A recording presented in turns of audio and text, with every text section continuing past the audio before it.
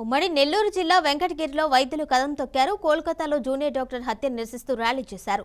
నల్ల బ్యాడ్జీలు ధరించి భారీ ర్యాలీ నిర్వహించారు. డాక్టర్ సంజీవరాయుడు వైద్యశాల నుండి వెంకటగిరి తహసీల్దార్ కార్యాలయం వరకు పురవీధుల్లో బైక్ ర్యాలీ నిర్వహించారు. అత్యాచారం చేసి హత్యకు పాల్పడిన దోషిని కఠినంగా శిక్షించాలని నినాదించారు. అనంతరం డిప్యూటీ తహసీల్దార్కు వినతిపత్రం అందించారు.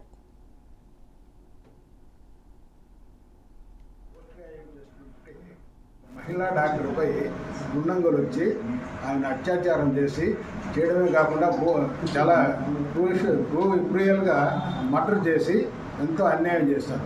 ఈ విధంగా డ్యూటీలో ఉన్నటువంటి డాక్టర్స్కు ఏమాత్రం ప్రొటెక్షన్ లేకుండా పోయింది.